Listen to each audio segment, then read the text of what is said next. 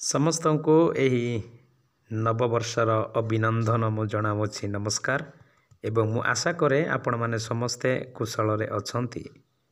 ଆସନ୍ତୁ ପ୍ରିୟ ବନ୍ଧୁଗଣ, ଆଜି ଆମମାନେ ଏହି ନବବର୍ଷରେ ଅବା ଏହି ନୂତନ ବର୍ଷରେ ନୂତନ ସଂକଳ୍ପ ରଖିବା। ବିଗତ ବର୍ଷରେ ଅବା 2024ରେ ଆମମାନେ ଅନେକ ସଂକଳ୍ପ ରଖିଥିଲୁ, ଅନେକ କାର୍ଯ୍ୟ କରିବୁ ବୋଲି ଆମେ ନିଷ୍ପତ୍ତି ବି କରିଥିଲୁ।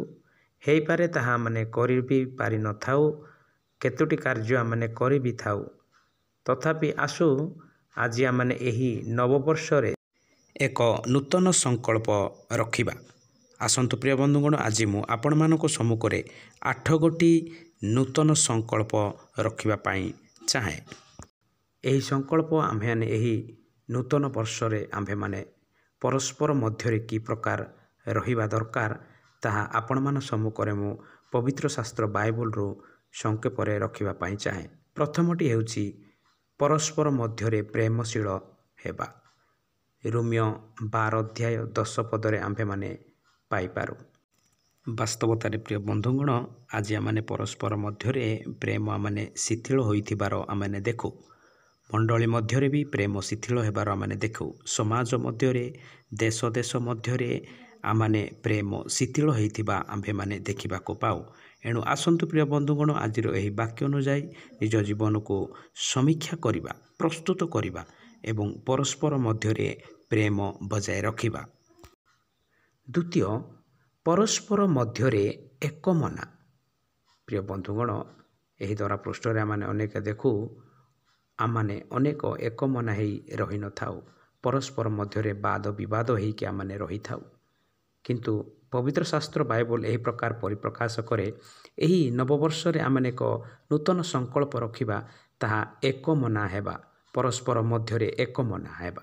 ରୋମୀୟ 15 ଅଧ୍ୟାୟ 5 ପଦ, 12 ତାର 16 ପଦରେ ଆମମାନେ ପାଇପାରୁ। ତୃତୀୟ, ପରସ୍ପର ମଧ୍ୟରେ ପାପ ସ୍ୱୀକାର କରୁ। ଯାକୋବ 5 ଅଧ୍ୟାୟ 16 ପଦ। ହଁ ପ୍ରିୟ ବନ୍ଧୁଗଣ, ଆମମାନେ ଅନେକ ଦେଖୁ ପରସ୍ପର ମଧ୍ୟରେ ପାପ ଆମମାନେ ସ୍ୱୀକାର କରିନଥାଉ। ପରସ୍ପର ମଧ୍ୟରେ ଯାହା ରାଗ, ହିଂସା, କପଟ ହେଇକି ଆମମାନେ ରହିଥାଉ, ତାହା ଆମମାନେ ସ୍ୱୀକାର କରିନଥାଉ।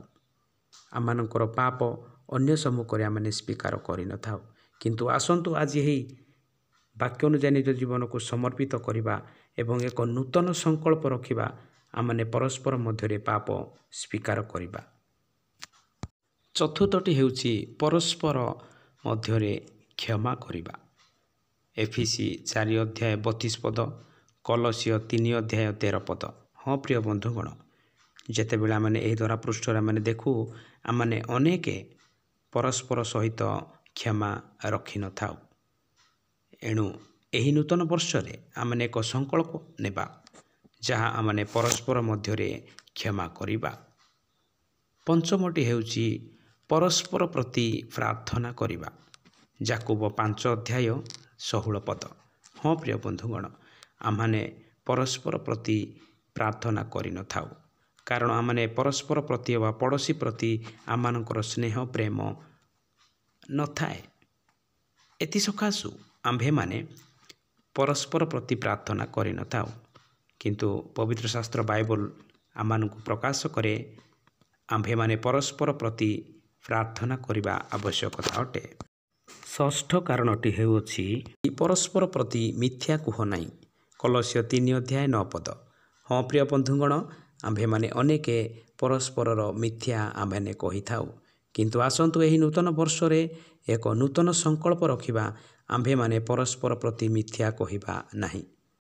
ସପ୍ତମଟି ହେଉଛି ପରସ୍ପର ବିରୁଦ୍ଧରେ ବଚସା କର ନାହିଁ। ଯାକୋବ 5 ଅଧ୍ୟାୟ 9 ପଦ। ହଁ ପ୍ରିୟ ବନ୍ଧୁଗଣ, ଆମ୍ଭେମାନେ ଅନେକ ପରସ୍ପର ବିରୁଦ୍ଧରେ ଅନେକ ବଚସା ଆମମାନେ କରିଥାଉ। କିନ୍ତୁ ଏହି ନୂତନ ବର୍ଷରେ ଆମମାନେ ଏକ ନୂତନ ସଂକଳ୍ପ ରଖିବା, ଆମ୍ଭେମାନେ ପରସ୍ପର ବିରୁଦ୍ଧରେ ବଚସା କରିବା ନାହିଁ। ଅଷ୍ଟମ କାରଣଟି ହେଉଛି ପରସ୍ପର ସଙ୍ଗରେ ଶାନ୍ତିରେ ରହିବା। ପ୍ରଥମ ତେସଲୋନିକ୍ୟ 5 ଅଧ୍ୟାୟ 13 ପଦ, ମାର୍କ 9 ଅଧ୍ୟାୟ 50 ପଦ। ପବିତ୍ର ଶାସ୍ତ୍ର ବାଇବଲ ଆମମାନଙ୍କୁ ଏହା ଶିକ୍ଷା ଦିଏ, ଆମ୍ଭେମାନେ ପରସ୍ପର ମଧ୍ୟରେ ଶାନ୍ତିରେ ରହିବା। କିନ୍ତୁ ଏହି ଧରା ପୃଷ୍ଠରେ ଆମେ ଯେତେବେଳେ ଆମେ ଧ୍ୟାନ କରୁ ଅନେକ ପରସ୍ପର ମଧ୍ୟରେ ଶାନ୍ତିରେ ରହୁନାହାନ୍ତି। ଯେତେବେଳେ ଆମ୍ଭେମାନେ ପାରିବାରିକ ଜୀବନରେ, ସାମାଜିକ ଜୀବନରେ ଏବଂ ଦେଶ ମଧ୍ୟରେ ବି ଆମେ ଦେଖୁ ଅନେକ ବାଦ ବିବାଦ ଆମେ ଦେଖିବାକୁ ପାଇଥାଉ। ଦେଶ ମଧ୍ୟରେ ଯୁଦ୍ଧ, ଅନେକ ପରସ୍ପର ସହିତ ବାଦ ବିବାଦ ଆମେ ଦେଖିବାକୁ ପାଇଥାଉ। ଏବଂ ଅନେକ ଯୀଶୁଙ୍କୁ ଜାଣିଛନ୍ତି, ପ୍ରଭୁ ଯୀଶୁଖ୍ରୀଷ୍ଟଙ୍କୁ ଗ୍ରହଣ କରିଅଛୁ ବୋଲି କହନ୍ତି, ଚର୍ଚ୍ଚ ମଧ୍ୟ ଯାଆନ୍ତି, ମଣ୍ଡଳୀ ମଧ୍ୟରେ ବି ବାସ କରନ୍ତି, ମଣ୍ଡଳୀର ଅନେକ ପଦବୀ ମଧ୍ୟ ସେମାନେ ଗ୍ରହଣ କରନ୍ତି, କିନ୍ତୁ ପରସ୍ପର ମଧ୍ୟରେ ଶାନ୍ତିରେ ରହୁନାହାନ୍ତି। ଏଣୁ ପବିତ୍ର ଶାସ୍ତ୍ର ବାଇବଲ ଆମମାନଙ୍କୁ ପରିପ୍ରକାଶ କରେ, ପରସ୍ପର ମଧ୍ୟରେ ଶାନ୍ତିରେ ରୁହ। ଏଣୁ ଆସନ୍ତୁ ଏହି ନୂତନ ବର୍ଷରେ ଆମେ ନୂତନ ସଂକଳ୍ପ ରଖିବା, ପରସ୍ପର ମଧ୍ୟରେ ଶାନ୍ତି ବଜାୟ ରଖିବା। ତେବେ ଆମ୍ଭେମାନେ ଈଶ୍ୱରଙ୍କ ରାଜ୍ୟର ଅଧିକାର ପ୍ରାପ୍ତ ହେବା। ଏଣୁ ଆସନ୍ତୁ ପ୍ରିୟ ବନ୍ଧୁଗଣ, ଏହି ନୂତନ ବର୍ଷରେ ଆମେ ଏକ ନୂତନ ସଂକଳ୍ପ ରଖିବା। ତେବେ ଆମ୍ଭେମାନେ ଆତ୍ମିକତାରେ ବା ଆଧ୍ୟାତ୍ମିକ ଜୀବନରେ ଆମେ ଅଭିବୃଦ୍ଧି ହେବା। ଯଦି ଆମେ ଏହି ସଂକଳ୍ପ ଅନୁସାରେ ନିଜ ଜୀବନକୁ ଅତିବାହିତ କରିବା ନାହିଁ, ତେବେ ଆମ୍ଭେମାନେ ଆତ୍ମିକତାରେ ଶିଥିଳ ହେବା, ପୁଣି ଈଶ୍ୱରଙ୍କ ରାଜ୍ୟର ଅଧିକାରୀ ହେବା ନାହିଁ।